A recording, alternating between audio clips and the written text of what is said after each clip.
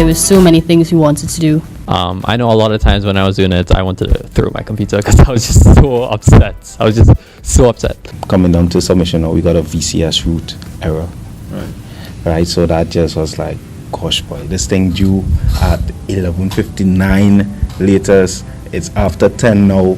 How are we going to do this? So it's just, it was really heavy on us. It was a lot of pressure. We have all this financial limitations and time constraints. So all of that kind of we had to condense our idea to something that was, a minimum viable product, something that would work.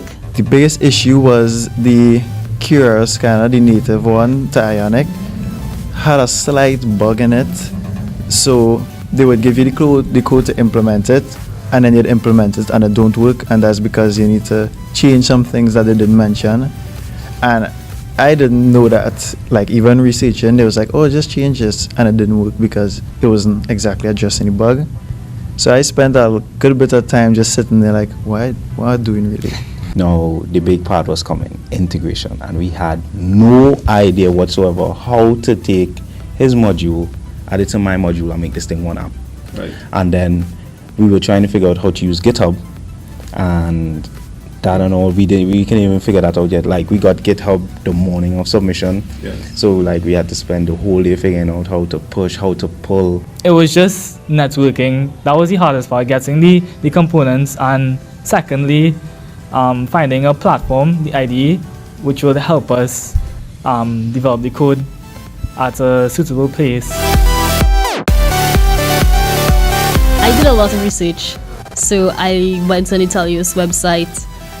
When I found out the team, I Googled, YouTubed, looked at articles, and so I was like, what is happening now in the world? And I really wanted something that, could be scaled in so many different ways, and I was influenced by the environment, and so I just put it all together and a smart bin came up. Initially, we had already planned, like, even before we found out it was a part of the course, last year, I came to Teleios, right, with the group, and you guys told us about Code Jam, and I came back and I said, guys, here we're going to have a competition called Code Jam.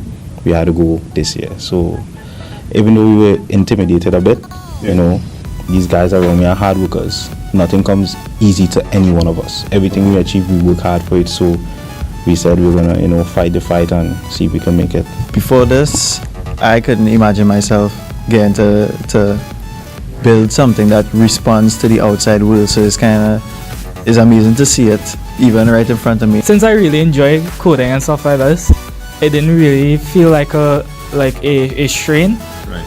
Although I had to, manage my time. The long nights and late hours, it wasn't stressful because I enjoyed the process. Yeah, I would encourage anyone to take part in a competition. You get to develop your social skills, your team building skills.